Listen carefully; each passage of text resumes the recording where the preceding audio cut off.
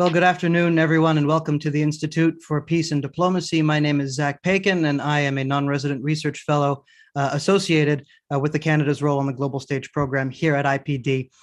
This is, as you all know, an extremely timely panel to discuss an ongoing crisis of the ongoing crisis of European security in the wake of Russia's war of aggression against Ukraine. And today we're going to be exploring the impact of that war on Canada's foreign policy, not just in terms of Canada's immediate reaction and policy choices, but also in terms of the longer term impact, what this is all going to mean for Canada's national security and foreign policy in a clearly shifting, if not entirely unstable or largely unstable international order. And it's my pleasure today to welcome four guests to help us think through this issue. This panel is the fourth out of four panels that we have held over the span of the past week to help unpack this very complex issue with multifaceted consequences for Canada and the world.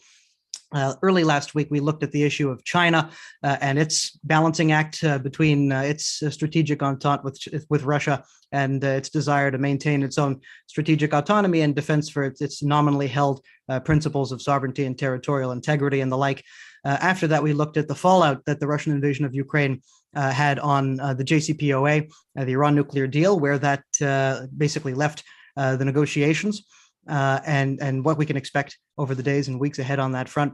And then finally, last week, towards the end of last week, we held a panel exploring the possibility for de-escalation in the war between Russia and Ukraine. But as the war enters yet another week, and things certainly look dire from today's point of view, we have to think as well about what this means for Canada and how we should be thinking about Canada's role on the global stage. And so for this panel today, we're very, very lucky to have four excellent panelists joining us in no particular order. We've got Piotr Dutkiewicz, who's a professor of political science and the director of the Center for Governance and Public Policy at Carleton University, as well as a senior fellow with us here at IPD.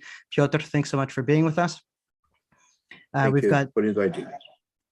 Jeremy Kinsman is also with us. He's Canada's former ambassador to both the European Union and the Russian Federation, as well as our former High Commissioner to the United Kingdom.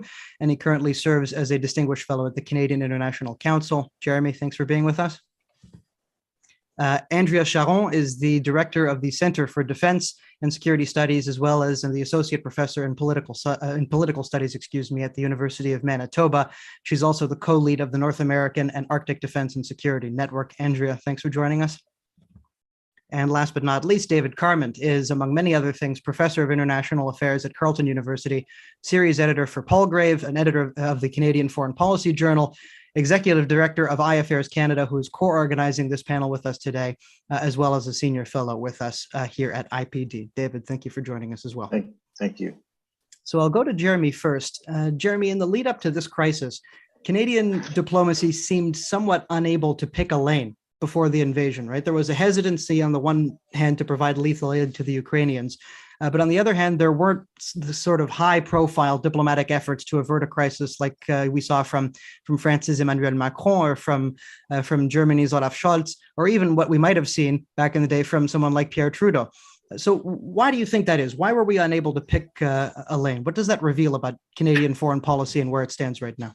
I don't think we have. We don't have Emmanuel Macron, and we don't have Pierre Trudeau or Brian Mulroney or Jean Chrétien.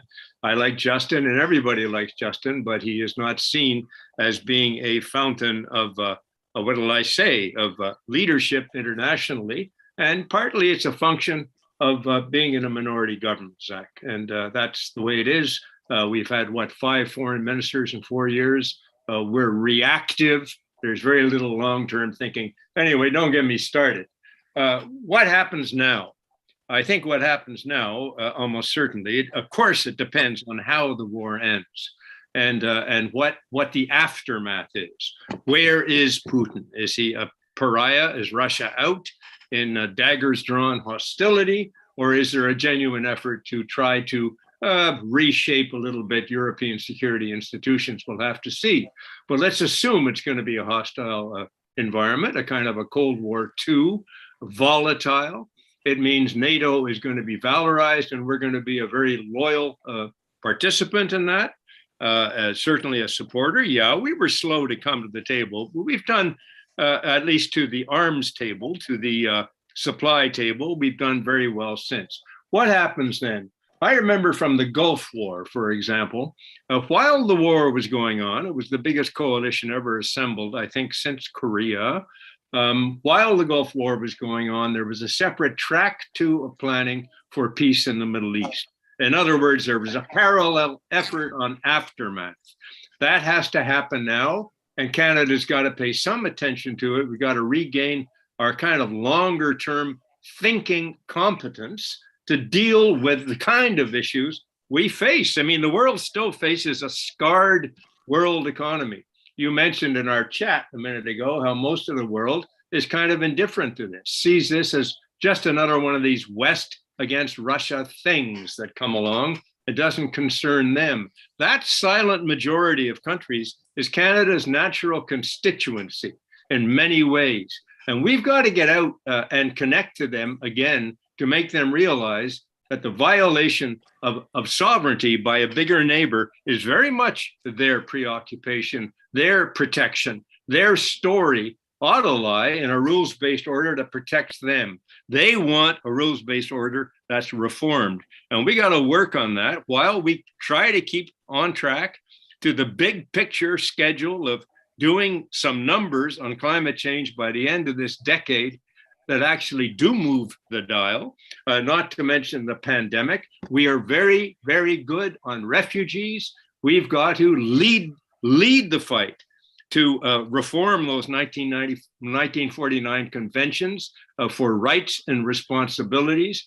We ought to be very good on a very related topic, and that is corruption and the proceeds of corruption. There's a mood out there to create an anti-corruption tribunal. We've got to keep the Arctic Council intact and functional and working with Russia, whoever is in charge. That is absolutely vital. And listen, one thing that is coming up again, whether we like it or not, partly because of the way the United States walked out of Afghanistan and said no boots on the ground here, no boots on the ground there, you're going to be seeing a revived appetite for nuclear weapons from some non-nuclear states, without mentioning them. And nuclear proliferation remains a Canadian vocation, and we've got to turn to it. And turn to it, despite the fact it isn't a vote getter in the country.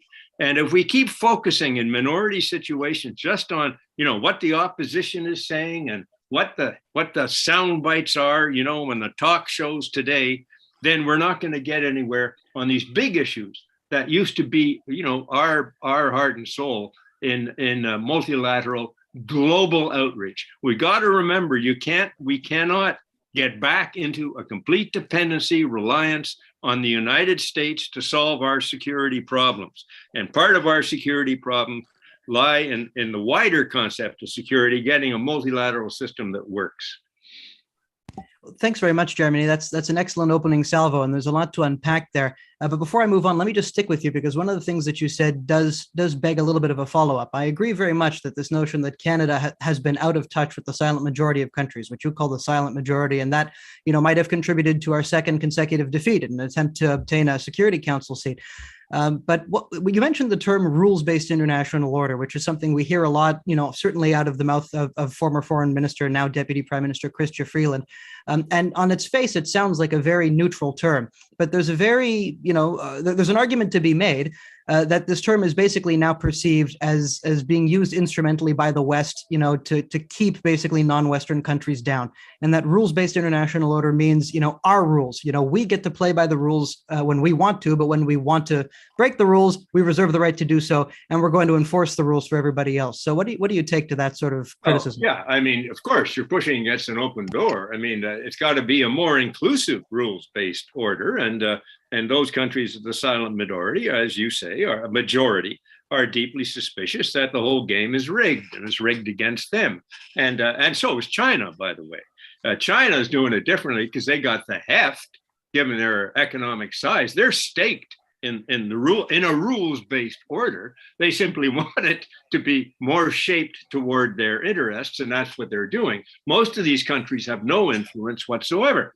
And so, yes, what you're saying is absolutely true, and it should be our vocation as it was under Pierre Trudeau on North-South issues, to expand participation in the power structure of the world. And that's absolutely right. And that's what we got to do. And the way we do that is the way he did it. He spoke candidly and frankly to Margaret Thatcher and Ronald Reagan and others who thought it was all bunk. But he did it, and it moved. Then it moved. So power sharing is part of it. You're absolutely right. Okay. Thanks very much for clearing that up for us. So let's move over to David now. In your view, how has the Canadian government responded since the war broke out? And has this been, in your view, a satisfactory response? Well, a couple of points. One is we can't forget or lose sight of the fact this is an 8-year war.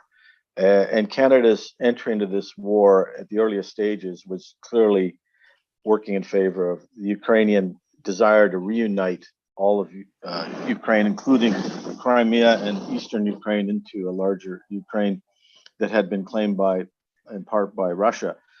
We lose sight of the fact that Canada has been a partial player from the very outset, but we were also a very reluctant player. We didn't have a lot to offer in terms of arms shipments. We were reluctant to provide military hardware that would be deemed as offensive or lethal at the very outset. Some argued that what we had to offer wasn't really of much use to the Ukrainian military, simply because they were well equipped. They are, after all, they were in the top 5 arms manufacturers in the world. That's why they have such a strong working relationship with China. China buys up a lot of their military hardware. In fact, China is their largest trading partner. So we can't lose sight of the fact that we didn't put a lot of effort into mediating or even trying to address the underlying causes of this conflict at the very beginning. And I would say that more or less has set the trajectory that Canada has taken since then. We're kind of, as Jeremy said, we don't lead, we follow. Typically, we take our cues from the larger powers.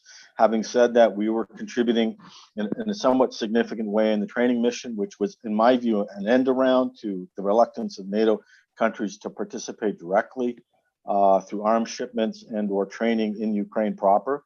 We contributed alongside the UK and the United States in that joint commission, along with a number of smaller powers. So we were there, but I think we were there more at the behest of the United States and to some degree the UK than we were at the request of the Ukrainian government. We were essentially working alongside, given the deep integration between our defense and security communities alongside the United States. And I don't see much difference in what we're doing now from what we've been doing in the past. Tony Blinken's or President Biden claims Putin is a war criminal. Melanie Joly basically reiterates that statement a day later. There's nothing original in what we're doing. We're now following lockstep with what the Americans have essentially imposed upon their allies. And let's be clear, there are very few winners in this conflict so far. If there's going to be an outcome here that's beneficial to one country, it is clearly the United States. But what the United States has managed to do is bring countries like Canada under heel, countries that were probably looking elsewhere to establish working relationships with other countries that were not part of their alliance structures. For example, we know the story about Germany and its engagement with Russia and so on. That link has been irrevocably severed. I don't think that's good for Russia. I don't think that's necessarily good for Germany, but somehow Germany has been brought to heel. And I think in some ways we're also seeing Canada facing a kind of structure that is dictated by America's first agenda, in the sense that now this is largely about a self-sufficient country, energy, trade, and self-sustaining economy that can now determine which countries are going to be part of its club and which countries are going to be excluded from that club. And clearly the Americans are signaling to Canada that you shall not work with Russia. And so I think that what Jeremy said is important about establishing strong relationships with Russia in the Arctic. I don't think that's going to be likely in the short run. I think what we don't really know yet is America's end game here, whether they envision the complete collapse of the Russian economy. And let's be clear, the kind of instruments that we've imposed on Russia are very much oriented towards that way. And I don't believe Canada clearly understands its end game either. Is it regime change? We certainly seem to be focusing on that particular outcome, but I think we're also looking at the possibility of some complete collapse of the Russian economy. And that's not good for anybody in the world. The collapse of Russia is not a collective good. It's not a public good. In fact, it's a public bad, and it will bring sufficient harm to a number of people around the world with whom we typically work through our development programs, or even through our security programs, and even through our trade relations. Significant harm to these countries. And I don't think our government in particular has really thought through the consequences of these long-term impacts. And we're only now coming to realize that these consequences are not going to necessarily be good for the Canadian people. So we have, in the sense that there are a number of losers that are being generated through this confrontational policy that we're taking. Make no mistake about it, Russia is doing things that we cannot possibly come to grips with, because they are, in essence, unprecedented. But so too is the reaction to the Russian invasion, in the sense that we're now raising economic coercion to the level of military warfare, such that they will be so debilitating, these sanctions and other restrictions we're imposing on the Russian economy and the people of Russia, that we should expect this country to be completely isolated and dysfunctional, a separate entity that no longer has any kind of formal trade relationship with the world, other than those countries that can look to, such as China and perhaps India and a few others. This is not a world that is in Canada's interest. I cannot imagine a world where Canada benefits as a trading nation by severing the links that it has established in so many of these different countries. The clear message from my perspective that the United States is sending to the world is that if you're a trading nation, be aware, be very scared, because we are now in a position to use economic warfare to diminish your capacity to engage in the world. Now, if you're on the right side of the American foreign policy agenda, that works in your favor. But if you're not, you're looking behind your back constantly. In fact, David, that's a good segue for us to go over to Andrea, who's done quite a bit of work on sanctions as well. And as David was just alluding to just now, we have seen these significant sanctions that have been imposed on Russia in the wake of the invasion, and yet whatever their utility, and they may serve the purpose of, signaling that certain behaviors are unacceptable. They may degrade, Russia's ability to wage war over the long term, etc.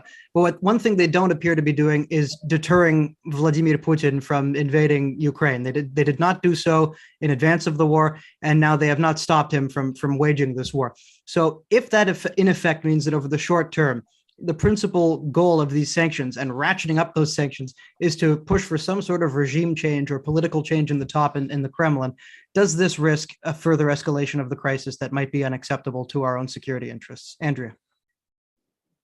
Well, I think we have to unpack that, because I don't think the goal initially of putting in place what we call these autonomous measures was regime change. It really was trying to strangle the ability of Russia to wage a war in Ukraine.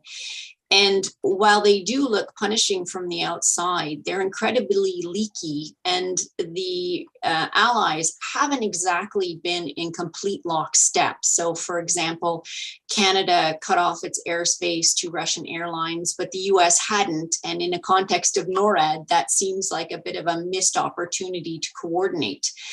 None of our lists of individuals are identical.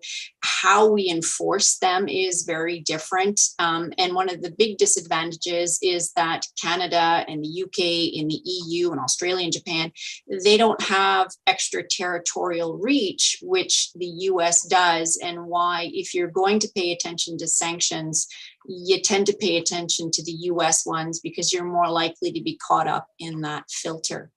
I don't think they're actually equivalent to military measures yet, because, for example, we are not enforcing them with blockades as we do for any vessels approaching North Korea. So we haven't quite got to that step. But the other thing we're seeing is the number of measures that ordinary citizens and companies are putting in place, which are sort of additional layers of measures. For Canadians, one of the big problems is trying to understand Canada's sanctions policies and all the different measures, because global affairs does not provide advice. It's considered legal advice, and therefore it's up to every company, business to seek out legal expertise. when the EU or the US applies new sanctions, I get notification, here are the new measures, and here's an interpretation of your responsibility. That we still don't do. So I think it absolutely right. What Canada has done is unprecedented in terms of the speed and the number of measures, but I do worry about the enforcement end. We know that Canada is rife with corruption, and Canada is a great place to hide assets because we know that sanctions enforcement is quite low on the list of priorities for the RCMP and the CBSA. So sanctions typically take a long time to give effect. When we think about, what was done against South Africa and their apartheid policy, it was decades in the making. And so sanctions are never supposed to be this magic wand of instant change. There are also all sorts of unintended consequences. I worry about what this is doing for ordinary Russians. You're right. Putin doesn't need to resort to SWIFT or, worry about going to McDonald's or paying rent. What this may also be doing is driving Russia closer to China and escalating a digitalization of the Russian currency, which we still don't know how to sanction. So I think the sanctions need time. I think Canada needs to get a grip on their legislation and especially look at the enforcement end of things, provide advice. And then I really hope that the allies can become more coordinated, because absent UN Security Council resolutions to make this multilateral efforts, it's individual states trying to match each other with very different legislation and often very different goals as to the end state. That's great. Thanks very much, Andrea, for helping us unpack that. Piotr, over to you. In addition to reduced economic ties between Russia and the West, one of the fallouts of this war is certainly going to be reduced people-to-people ties between Russia and the West as well. Now, besides in the realm of hockey, presumably Canada's links with Russia in that respect are not tremendous. But is it important to us, the fact that we're likely to see reduced people-to-people ties between Canada and Russia? And if so, why? Zach, first of all, if the doctor is writing a prescription, it probably starts from making a diagnosis. So let me focus for 3 minutes on the diagnosis before answering your question. So, and there are 3 points diagnosed to me, at least. First, that Russia stopped to have incentives in following the rules and institutions. Russia simply does not see any longer a point in following international rules and order. That is linked to another question that I always ask myself: to what extent and whether Russia is part of Europe? And by 24th of February, the answer is simple: Russia is no longer part of Europe in many ways. Probably only in a geographic sense. So what is the point of doing this? And to me, it's what Putin was introducing for several months, the idea of the Russia as a separate civilization. That Russia will base its behavior on Russian culture, Russian values, Russian way of life and Russian traditions.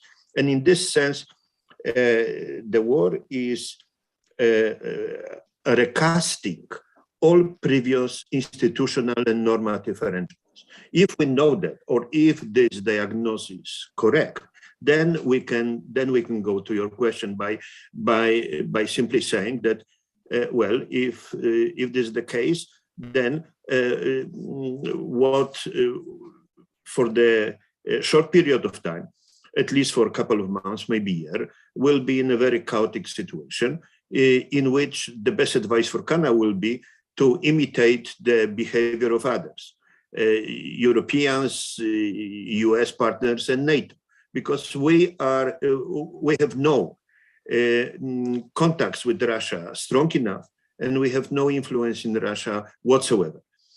We lost it over the past few years to the point that we don't have a serious interlocutors in Moscow. So better to follow others than invent the wheel. But the issue is not the next year. The issue is what Canada and probably may do in 3 to 4 years from now. And that is an interesting question. And I think that Canada's role would be threefold. First is to start about a niche or niches in which we can play a role, sort of the ping-pong diplomacy of 1971. A small event, but important enough to break the deadlock. And here I would suggest the three, at least, areas. One is the area of our academic cooperation, which will bring the Russian and Canadian policy advisors, experts, in order to exchange ideas and trying to persuade them at least to better understand our position. That's one. Second is Arctic. Obviously, but Andrea will be better to explain. But Arctic is crucially important in this case because we have something to say important to Russians. Our cooperation was very good in this area for many years. We know people, we know how to access them. And the third exercise are the issues of importance to everyone. And Jeremy already mentioned that such global issues that require global response in Russia is involved. For instance, the problem of environment, green energy. Russia will be trying at least to be involved in this process. So I think that this kind of the small niche-based ping-pong diplomacy that will have some effects and bring bring Canada back to the table with Russia. We are in this discussion on the menu rather than at the table. So I would like to see Canada being again a partner for the conversation in Russia, not the recipient of our friends'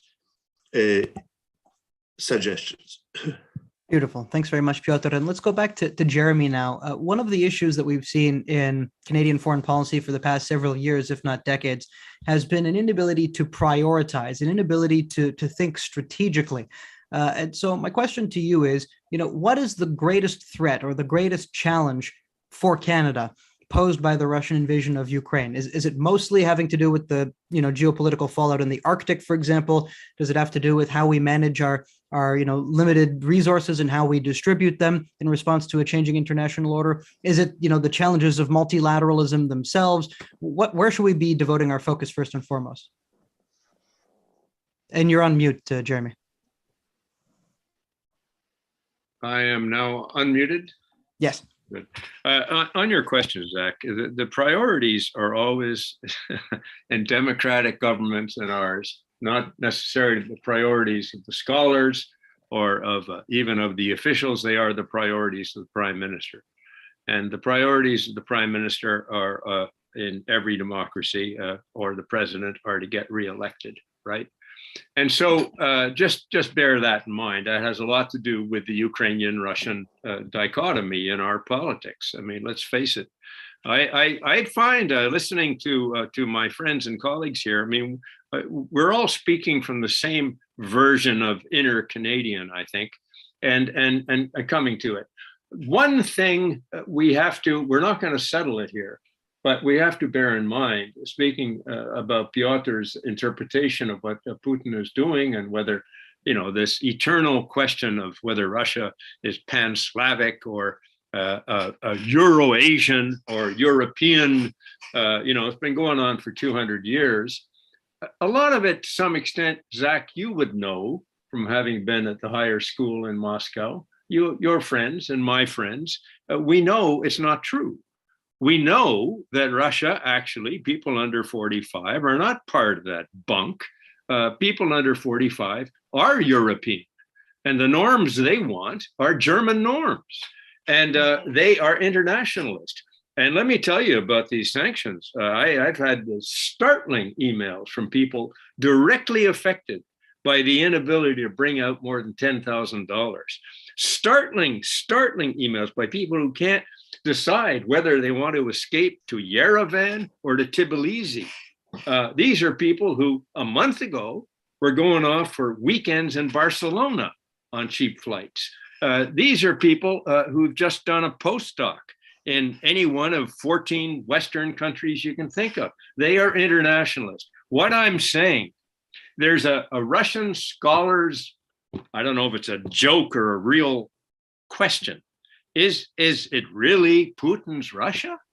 Or is he just Russia's Putin? And there is a theory that Putin is articulating and channeling some deep forces. This is pure Stephen Kotkin. Deep forces within Russia that are immutable and will come out to express Russia's particularity, its exceptional, its exceptionalist messianism, etc. I don't think so. I think that Putin is on his own trip. This is a guy who has been corrupted by 22 years in power and whose COVID experience seems to be so weird we can't even relate to it. I don't think he's gone off his rocker, but I think he spent too much time alone. And when he's not alone with his 5 security guards who presumably bring him his iron shirts, he's speaking to toadies. And I think the guy's out of touch. He's out of touch with his own people, and increasingly he's out of touch with the reality. It doesn't alter the appalling reality that he's inflicted on Ukraine. So you come to the question here is, how do we deal and master that appalling, unacceptable reality? I don't care if Mersheimer or Kotkin, how much the West is responsible for all of this. Yeah, some in our lazy, complacent sort of way, I guess we contributed to it. But the basic point is, what has happened is unacceptable. It's not just because we thought we were beyond it in the 21st century. It's unacceptable, period. And so our biggest priority is dealing with that unacceptability, dealing with what's going to be post-war Russia. Is Putin going to be there or not? Is Macron going to deal with this guy who lied to him in the face or not? What is that world going to be like? Because that's going to be our forefront preoccupation. And when Trudeau goes on Thursday to Brussels and talks about this with, if they really talk about it, and NATO's probably too big to have real discussions, I share a lot of the misgivings about how the United States, Biden is coming out of this looking pretty good. We'll see how long that lasts. But I think people are going to hold the line. But this is right now really a European story. And it's going to have to be a European solution. It's going to have to be the Europeans who deal with their own security environment. Are they going to recreate a new metaphorical wall, or are they going to try and work something out? And to the extent that we can, we should contribute, but not in the shadow of the United States. We have to be the other North America, okay? One last thing, okay? People to people. When I was in Russia, boy, oh boy, I can't tell you how many families from rural Ontario, Northern Ontario, Manitoba brought their kids over for pee-wee hockey games. There was so much people to people going on in the 1990s, we couldn't cope with it. And it's disappeared. It's absolutely disappeared, kaput. And I'm not saying we have to get that back, but boy, when it was there, it showed me that Russians want to change. This is a traumatized people, traumatized by the last century. Everybody bears some of it. And I think Putin, in his remarkable obsessive competitiveness and the size of the chips on his shoulders, is a particularly traumatized person. I don't want to get into that, just to say that the Russian people when this is over, they're going to need a break. So I totally agree with what Piotr said about being in a position to connect again. Thanks. Brilliant. Thanks very much, Jeremy. And let's shift the discussion now to Canada's different geographic vectors. Its relationship with Europe, its relationship with Asia, its interests in the Arctic. Let's start with David. And briefly, if you don't mind, David, could you help us understand the importance of NATO to Canadian interests in 2022 in particular, right? So can it still serve as a vehicle for advancing Canada's interests and its international presence the way that it did in the initial decades after World War II? Well, I think you gave Jeremy the more interesting question about what is the most important policy priority for Canada. I would have put the establishment and strengthening of a rules-based system there, because what's being tested right now is our response to this crisis. And I would say, as you mentioned in the preamble, that we may find ourselves coming up short in convincing the world that we're on the right side of the law here. And as difficult as that is to fathom, I think what we'll find ourselves advancing is a particular kind of interpretation of the rule of law and justice, which does not jibe with much of the experience the world has gone through in the last 20 years. So when Bob Rae goes to such great rhetorical effort, and I say rhetorical because everything that he says on Twitter is eloquent and articulate, Churchillian, but it has virtually no bearing on any kind of reality that Canada can actually advance in the foreign policy domain. When he says that he's going to put Putin up for trial and bring charges against him in the International Criminal Court, I ask myself, where were you, Canada, when the United States was being questioned about its humanitarian and gross systematic human rights violations in Afghanistan, with the ICC prepared to investigate such a travesty of Afghan civil society under American rule? Or for that matter, where was Canada when it was confronting its own negligence in Afghanistan through the Afghan detainee scandal? These are questions that should not go away. And I don't think we should allow Bob Rae to escape any kind of introspective analysis of how Canada has to come to grips with its own violations of the rule of law before we can pretend that we are in a position to advance justice globally. This should not be allowed to happen. And that's why I think the world is going to be putting Canada on watch. I think, quite frankly, the world is now looking at Canada not as the multilateral purveyor of the rule of law, but rather something much, much simpler. And that's something, a different discussion we have to have altogether. So now we come to the question of what we can do with NATO. Well, what we discovered in the lead up to this crisis was that we were actually working around NATO. The Joint Commission, which we established with the UK and the United States, was essentially a way in which we could train Ukrainian military in a way such that they would be prepared to retake territory that was occupied by Russia and in Crimea as well as eastern Ukraine. I mean, if you look at it from the Russian perspective, it was either intervene now or intervene later when Ukraine was much, much more powerful. You may not agree with that strategy, but from their perspective, this was preemptive. So Canada was part of that strategy to essentially strengthen the Ukrainian military capacity, but it was not done through NATO auspices. It was done through a vehicle that was established outside of NATO purview, precisely because countries like Germany and France, they opposed, and up until this, and we still don't know what they actually believe, up until this crisis, they opposed any kind of form of membership for Ukraine. It's palpably unthinkable. I mean, that Ukraine would ever be prepared for NATO membership. If you look at the qualifications that were, yet we were prepared to make the claim that Ukraine could possibly become a member of NATO. And we were always asked by the Ukrainian diaspora in Canada they should become almost immediately. At the same time, we were being approached, Canada was being approached by the defense ministers to ship lethal weapons to Ukraine in advance of this invasion. So what I find is what I would have said before this crisis, that NATO was deeply divided. Now the evidence seems to be that we're more united than we ever have been. But I'm not convinced that's going to last, because what's brought us together is a a genuine threat, and I personally don't believe that this threat is going to expand much beyond Ukraine unless something happens that we can't possibly foresee. For example, Poland gets a little anxious and does something that currently the United States is floating the idea that they will allow NATO forces into Ukraine, but they themselves won't provide those forces. But the United States will provide the logistical support so NATO countries can intervene in Ukraine. This is unthinkable. This is madness. Nevertheless, if the thing unravels, then we're looking at a much more coherent military capacity with NATO to respond to that imminent threat.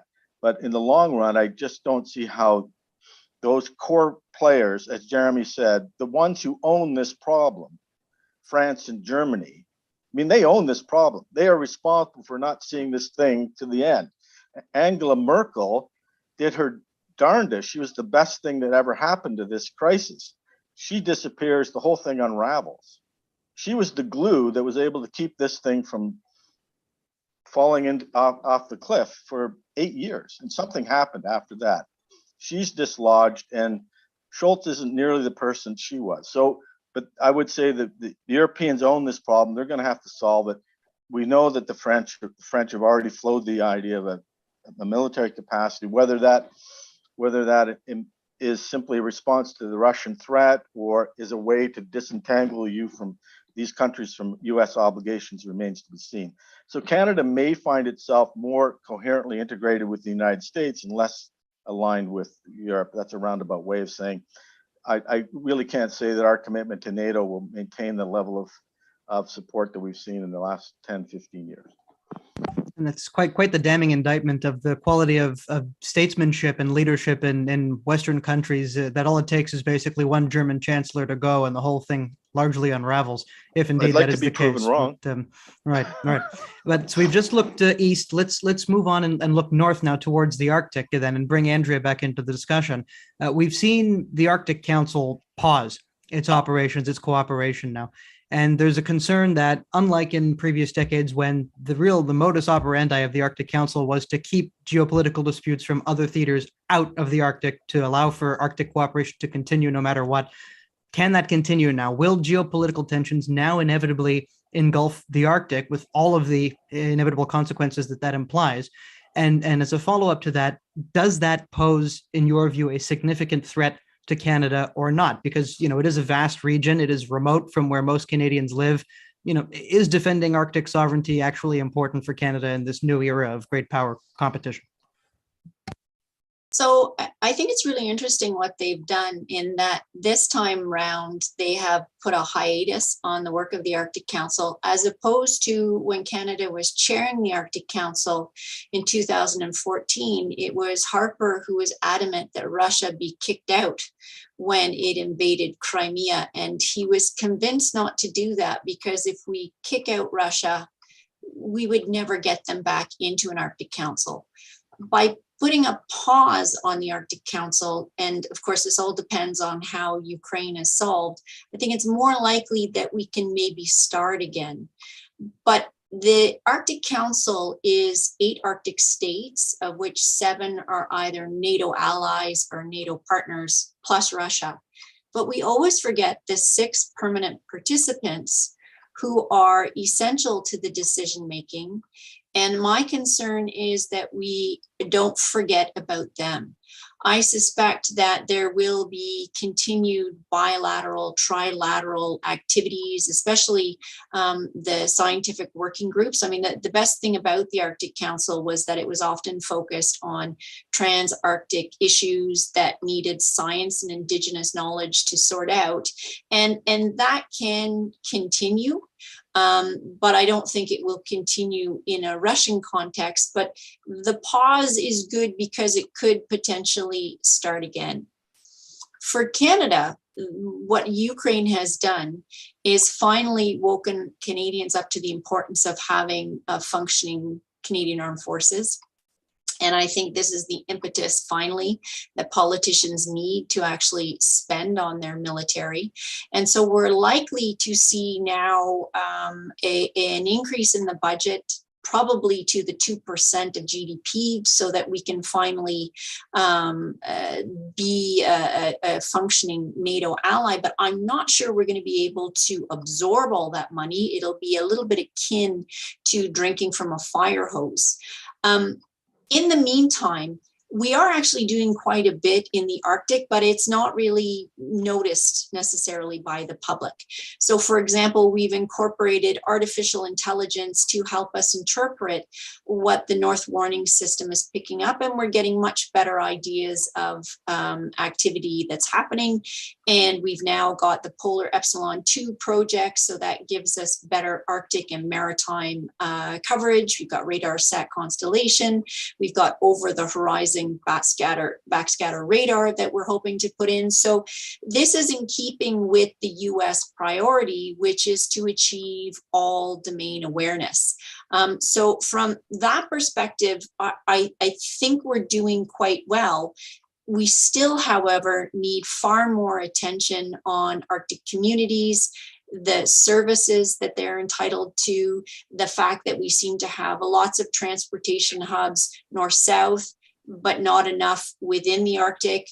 We still don't have any tertiary care services in the Arctic, keeping in mind we only have about 125,000 people. But I still think one of the best defenses that Canada can have are happy and healthy communities that are can turn to their government for partnerships and then not fall prey to foreign governments that say, well, if you need this communication system or you need access to fiber optics, we'll provide that for you. And then we get ourselves into a quandary, especially if this is, Chinese-backed companies.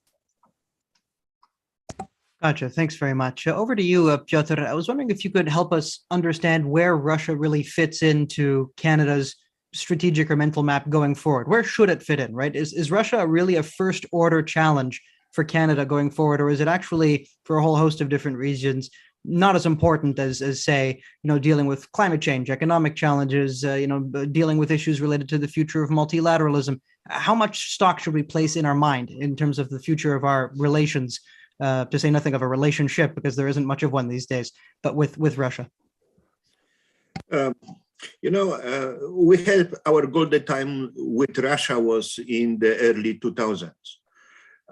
We had then the Governor General Adrian Carleton, who was talking to Putin during her visit, and they got with each other very well. And then Jean Chrétien, who was frequent visitor to Moscow, and then it stopped.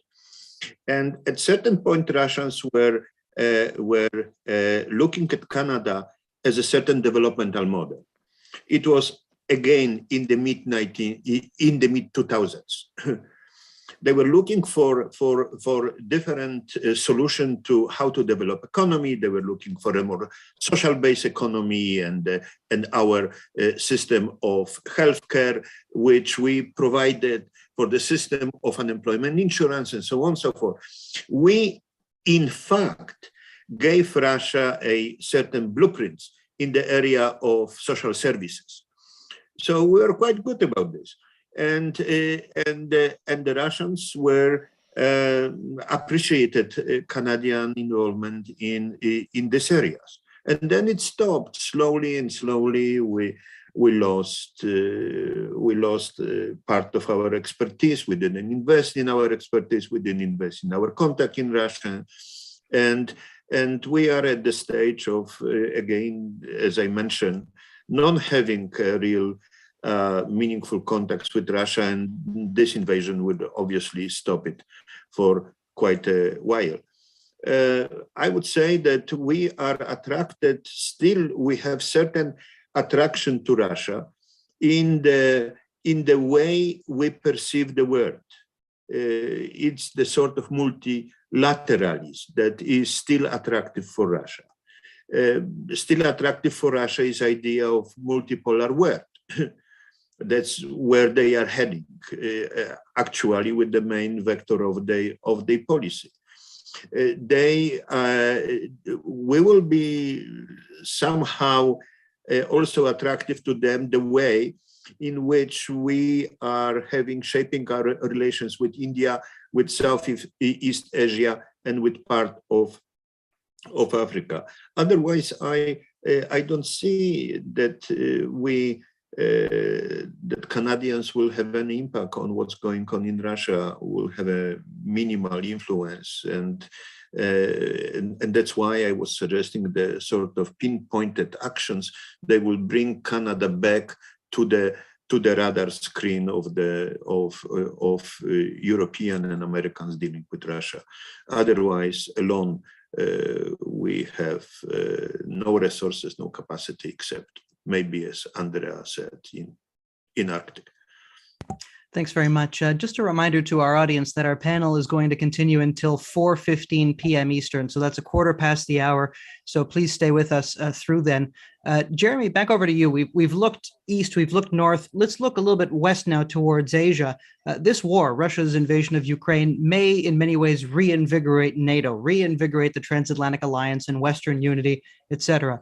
But that might also mean, therefore, devoting less attention towards Asia at a time when China is rising, it's becoming increasingly assertive. And just as Canada was planning to launch an Indo-Pacific strategy. So do you think this is a problem that now we're starting to focus once again on the Euro-Atlantic sphere, when in reality our focus should be on what is going to be later this century, undoubtedly the center or central geostrategic theater of the world, the Indo-Pacific or Asia-Pacific? Well, it sure isn't a problem for Xi Jinping, is it? It's kind of what he wanted, get out of our water, get out of my face, go back to North America. That's so I don't know, Zach. I think don't overestimate the capacity of NATO as an organization, as an organism, to come together to deal with big questions. It's a defensive security alliance. It's very, very focused, and its capacities are pretty well limited to dealing with those material issues of defense. It doesn't do a big think together, and it sure doesn't do it. I forget how many countries are members of NATO now. Is it 27? 30.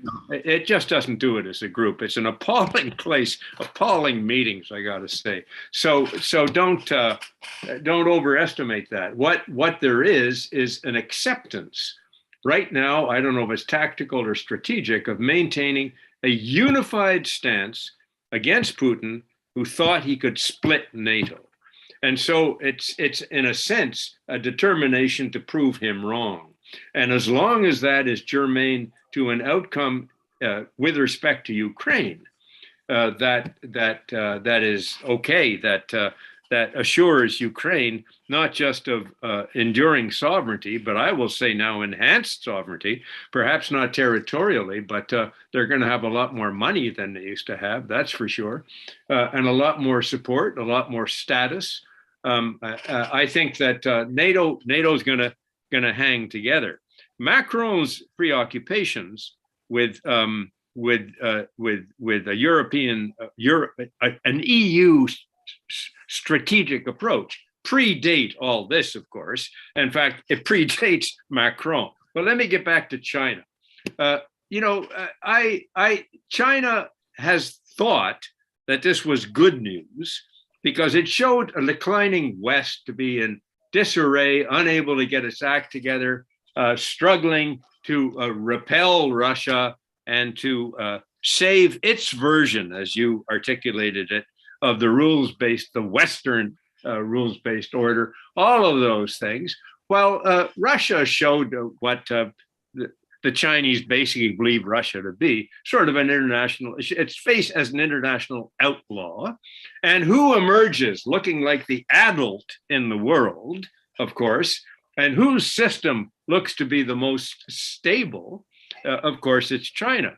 However, he miscalculated the extent to which Putin would miscalculate, and he read Putin wrong. I don't believe he thought for a second there would be a full-scale invasion, and I don't think he thought that Putin would project in Moscow, when was it, on Friday at Luzhniki Stadium, a personality that was completely and undilutedly fascist. Okay, I'm not just tossing a word around, Bob Ray style. I mean, it really was, if you look at the style of it, he was saying to Russians, what I'm giving you now is a military police society. Isn't it great? It's exactly what you were euphoric about in the late 80s of having finally got off the backs of the Russian psyche. So I think he's appalled. And I think he's above all appalled by the prospect of secondary sanctions, dealing with what Andrea was said. They're not all that leaky, Andrea. Let me tell you, they may be American driven too, but they really cut to the quick of Xi Jinping's principal, overwhelmingly principal priority, which is economic growth to cope with the ambitions and aspirations and needs of 1.4 billion restless people. And if that depends on a rules-based order, he'd like the rules to be more in China's favor. But he's not bailing out, and particularly not before that party Congress in the fall, which is supposed to anoint his reign for another term or two, or who knows. He doesn't want disarray. So I think his complacent thought that this is good, it really shows how screwed up the West is, how screwed up Europe is. They're going to be preoccupied with that. I'm going to have freer reign, as I naturally should in my own part of the global geography. I think he's going to have to backtrack on that and see what he can do. I'd like to know what Biden and he really said to each other and what they really took from it, because I think that they actually, in the end, these two guys are going to see the only merit going down the road is a G2. Okay. And that I think is going to be where he's going to come to that. They're going to have to bury their, who's number one competition, which interests nobody else, by the way.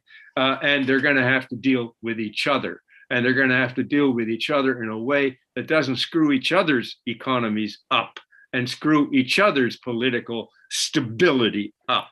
And I think that's their biggest preoccupation. So one would have hoped that similar mentality would have informed U.S.-Russia relations over the past 30 years, but unfortunately, it seems as if we didn't see that. Perhaps the stakes weren't as high, obviously, but then again, Russia's got a lot more nukes than China does, so that's another story. Yeah, but they got a weak economy, and that's the problem. That's right. Russia's problem is that in the world economy, they're not big players. China's 10 times as big. Not just that. So one second, David, because Andrea's got her hands up. So let's go to Andrea because she wanted, I think, to respond to something that Jeremy said, and I'll also have a follow-up for you, Andrea, afterwards. Yeah, no, so I agree with Jeremy. They're not leaky against ordinary Russians, but they are against oligarchs and Putin sympathizers. Yeah. So that's who we really want to get after. But I also think it might be more than a G2 in the future, because if we look at the vote count of the Uniting for Peace resolution, which condemned the aggression of Russia against Ukraine,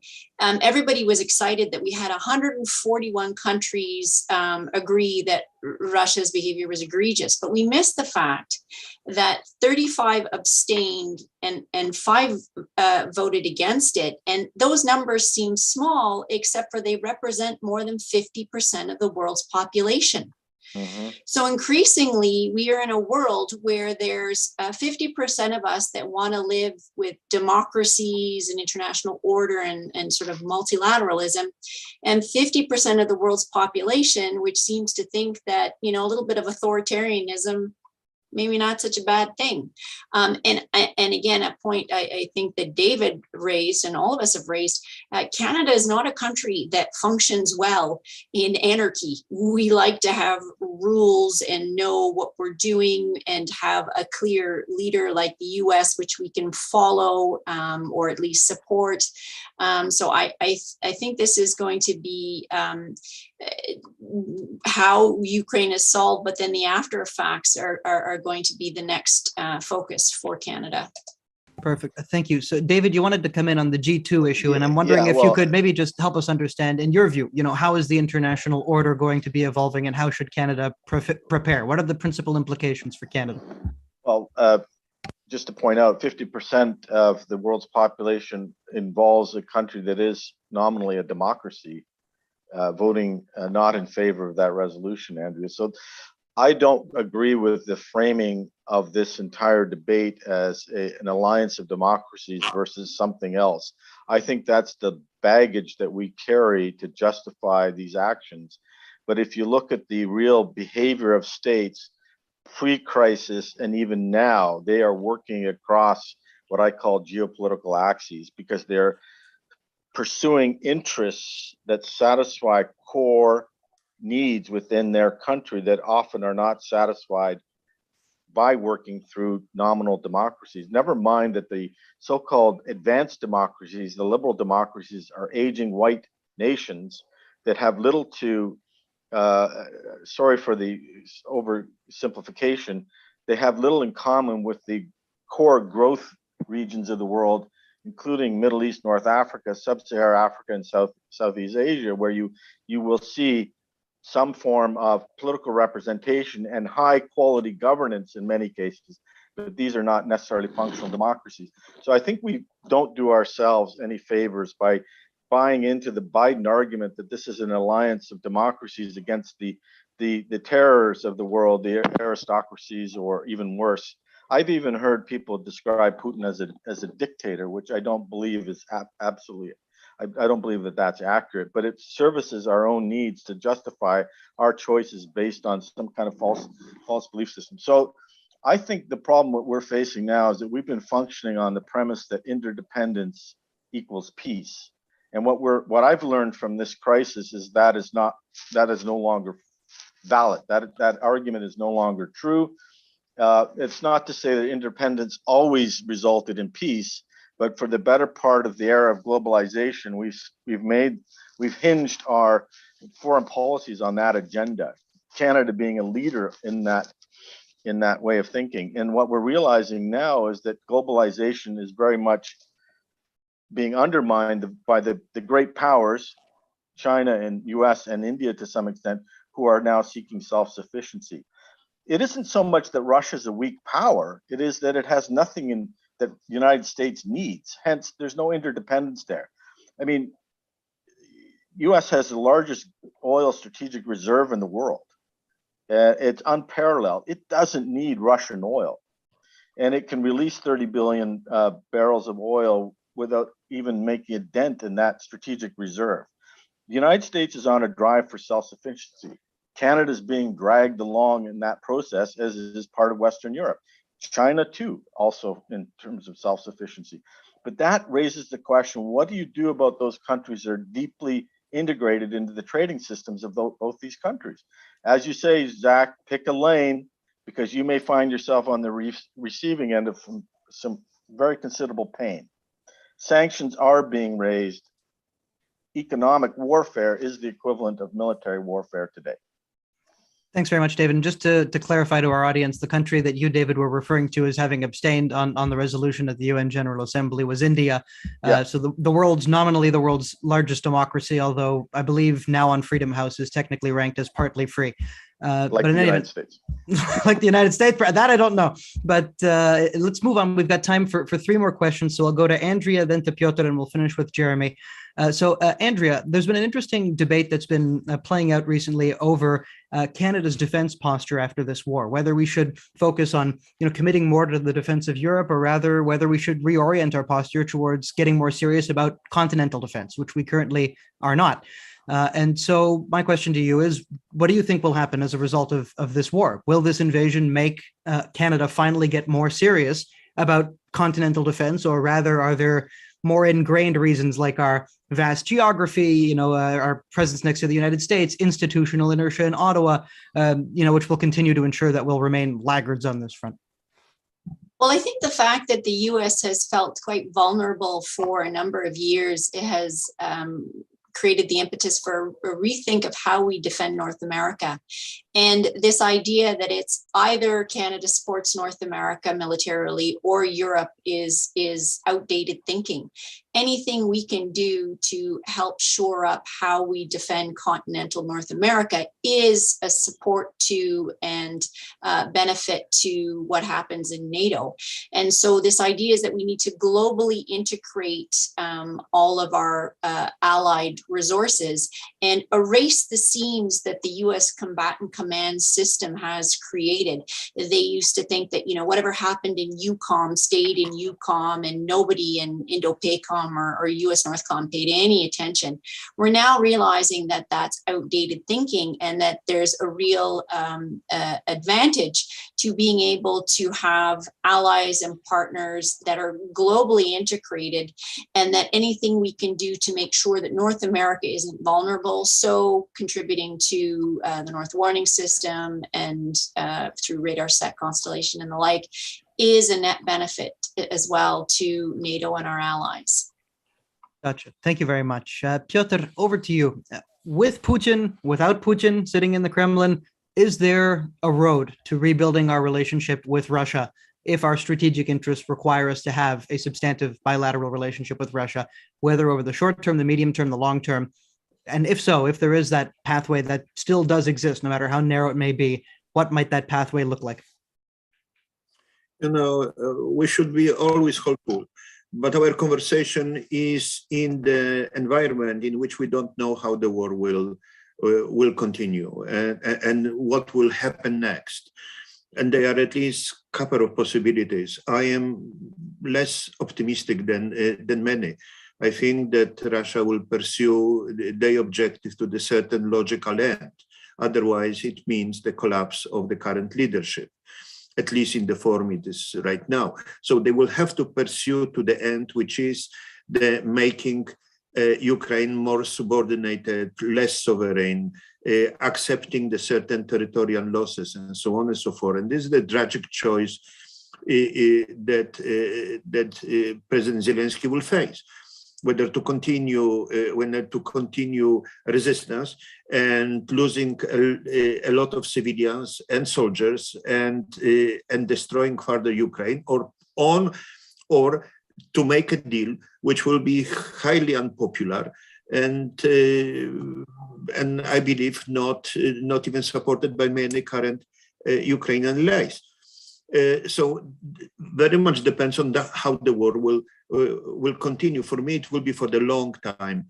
The peace now talks are just for talking and not for making a deal, judging by the who is talking to each other at this point.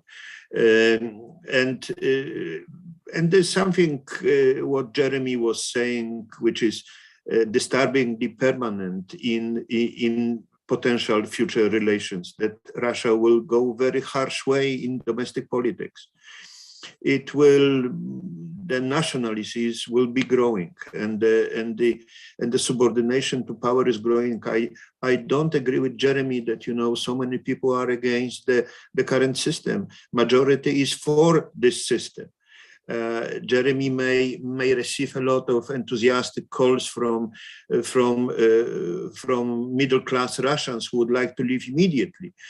I received the calls from my colleagues who are saying that Putin is absolutely right, and they will continue to fight and they will try to support him as much as possible. So there is another Russia. There is no one Russia. There are many Russians, and the majority of Russians are right now to humiliate Ukraine and to finish this war on Putin's terms. In this environment, Canada has does Canada has any space for the meaningful conversation? No. That's why I'm saying that we can start thinking about the future of conversation with Russia in about 3 to 4 years from now, when we will know how we will go, how we will position ourselves within the post-war Ukraine and the post-war Russia. We have leverages, in a sense that we have intellectual contacts, we have human contacts with Russians at the personal level, at a very high level. And they would like to talk. Whether we would like to talk is another is another question, very big question. So far, we decided not to talk. For how long, I don't know. Thanks very much, Piotr. We actually have time for one quick question from the audience, which I'll pose to David, and then I'll give Jeremy the final word. So, David, it has to do with Canada's foreign policy as it relates to Ukraine and as it relates to Palestine, that there seems to be sort of contradictory or hypocritical principles that we uphold, upholding one set of principles for the supposed victim of aggression in one case, and perhaps having closer relations with Israel and being less concerned about some of the other more humanitarian dimensions, as it were, of the Palestinian question on the other hand. Now, how accurate a portrayal that is, I leave to you to answer, but I get that's the gist of basically what the audience member is asking. And so if you could just tackle that in 1 minute, and then I'll hand it over to Jeremy. And you're on mute, David. Can't do justice to that question in a minute. I will say that partition should be on the table. Of course, no Western country is going to even contemplate that, but the history of successful partition peacefully done is quite significant in Western Europe, as it is in a large number of countries that have previously undergone secessionist movements. I mean, there is an opportunity here for dialogue on how to reconcile two competing visions of Ukraine's future. And we're not there yet, but I think in this case, it's not the Palestine-Israel conflict today that we need to hearken back to. We need to look at what it was like in 1948 and contemplate the future of Ukraine in those terms. Is there something on the table where we could envision a Ukraine that is peaceful, recognizing it? Possibly not all of Ukraine that exists today will be part of Ukraine proper. This idea of inviolability of sovereignty is absolute nonsense. We've seen Yugoslavia partitioned into 4 separate entities. Germany itself was responsible for recognizing the independence of Slovenia. We've seen Czech Republic and Slovakia peacefully partitioned, and India is also a good example of how not to do it, and it could play a key role here. So I think there are a lot of interests here that could be satisfied if we examined and step back from fueling the fire, sending more weapons into this country by examining the possibilities of peaceful separation without violence. I know that is probably unfathomable for most people in this audience, possibly in the Canadian foreign policy community, but it is an option that I think should be on the table. Understood. And my apologies to the speaker, or to rather to the person who posed the question. If I was putting words in your mouth, I'm not sure if this was a question of sort of, whether Canada is perceived to support the aggressor versus the aggressee, or rather if it's a question of territorial integrity and how we compare these two conflicts. But in any event, thank you, David, for tackling that. The last question goes to you, Jeremy. Canada has had a declining international profile for some time now. So I'm wondering, in your view, should Canada's response to this crisis over the medium term, over the long term, feature a sustained effort to increase and resurrect our international profile? Or rather, does this new world that we're entering imply rather that we should be a little bit more focused on our own narrower interests, things that are a little bit closer to home, national security, regional security, and that we shouldn't worry about this, middle power rhetoric or image that we used to have of ourselves back during the Cold War? Well, what I think should be the case, Zach, isn't going to drive it. What's going to drive it is who Canadians together elect with some resounding figure like 35.6% to be prime minister of the country, and what that person decides which of those two answers is going to be yours. I've worked for prime ministers that saw it as the first, okay, and had a role, because we were stakeholders. We were seen as investors in these things. And by the way, because we had good relationships with everybody. Pierre Trudeau had a great line, I know because I wrote it, but it was that Canada is a global power because we had important relationships on every continent. He had important personal relationships. Julius Nyerere, Michael Manley, Mrs. Gandhi, Schmidt, Mitterrand. So it really, that's a driver. Actually, Chrétien had such relationships, and so certainly did Mulroney. But Mulroney's and Joe Clark's interventions in South Africa, were driven by our perception of what was right and not by Mrs. Thatcher's or Ronald Reagan's. Bear that in mind, because it's very, very important that we have a foundation. I would say, in the light of everything we've heard here, that our force is in who we are. This country, ranks with Germany either 1 or 2 as the country in the world that most people would like to live in if they had a shot, right? And one of the reasons is the way our demography comes out in our visual personality. One of the aspects, the best aspect of that demography, is that we do have positive diaspora outreach. The worst aspect is when politicians play diaspora electoral politics, okay? Because that doesn't get us anywhere. I think we got a lot to say. I'm going to say to you, David, I'm afraid to say that Putin is now, at least by any definition I can come up with, a dictator. Okay, he has subtracted all the democratic space I can think of. Piotr, I take the point that yes, I'm in touch, as Sir Zach is, with people roughly like us in Russia, and there are many. There are more than there used to be, let me tell you. And I appreciate there are many who are buying Putin's line. I understand that. But if all you have on Channel 1 News is that line, that's what you're going to get. The kids are getting around it, working around it by VPNs on the internet, but it's very, very tough. What can Canada do? I think one of the stupidest things we ever did, and we always do these things to save $5 million here or there, was to eliminate Radio Canada International, CBC International. Well, people are going back to shortwave radios in Ukraine and Russia right now. Why aren't we on the air with our voices? I don't mean for regime change or to foment insurrection or anything like that, but to enable Russians to see Canadians as they are and hear them. I'm not pretending we're going to get a 5 million person audience every day or anything, but we're going to be showing our best feet forward. We make much of our now much degraded foreign service, but really our best feet forward have been Canadians going abroad with QSO, with Canadian corporations, in all kinds of ways, the way you are. And we need that old saw, that cliche, which is nauseating. The world needs more Canada, but they do need more Canadians, because those Canadians come from a sense of history, a sense of identity, which shows you can have multiple identities. We have them, and on partition, we have them. I'm a Montrealer. I've lived through the notion of partition of our country all my life. It's not an illegitimate thing.